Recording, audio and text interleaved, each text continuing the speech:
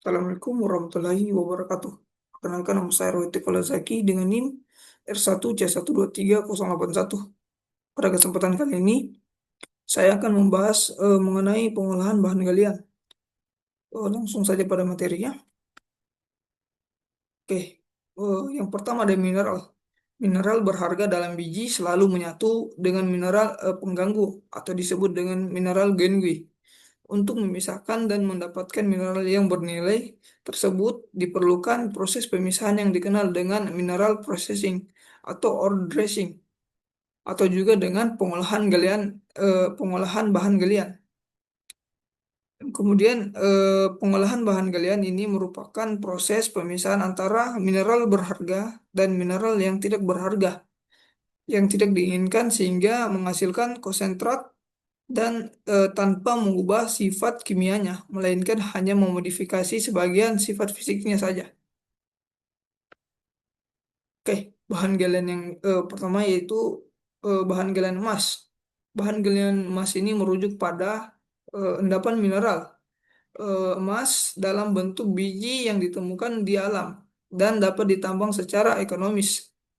Emas ini termasuk bahan galian dengan golongan B yang sangat vital, yang seringkali berupa unsur bebas dan batuan dalam batuan.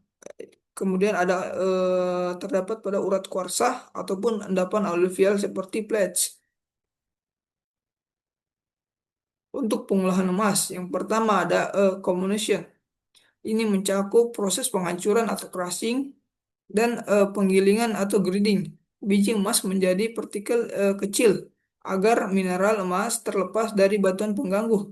Proses ini meningkatkan luas permukaan biji untuk memproses selanjutnya tanpa mengubah sifat kimianya. Kemudian yang kedua ada sizing atau klasifikasi memisahkan partikel berdasarkan ukuran menggunakan saringan siklon atau hydrosiklon untuk mendapatkan fraksi ukuran optimal. Tahapan ini memastikan partikel kasar kembali ke penggilingan sementara yang halus lanjut ke konsentrasi. Kemudian ada concentration. Emas dipisahkan dari mineral tidak berharga melalui metode seperti gravitasi, voltasi, atau cyanidasi untuk menghasilkan konsentrat kayak emas. Proses ini memanfaatkan perbedaan sifat fisik seperti densitas atau keparaban permukaan. Kemudian yang keempat ada dewatering. Ini proses melibatkan penebalan atau thickening dan pengeringan atau drying konsentrat untuk mengurangi kadar air melalui pengental, filter press, ataupun dengan penguapan. Tahapan ini mempersiapkan konsentrat untuk ekstraksi kimia selanjutnya atau untuk menyimpan. Ke bahan galian selanjutnya ada bahan galian nikel. Nikel ini termasuk dalam logam transisi dengan simbol Ni dengan nomor atom 28. Dengan sifat tahan karat, keras namun mudah ditempah, sedikit ferromagnetik secara konduktor panas dan listrik yang baik.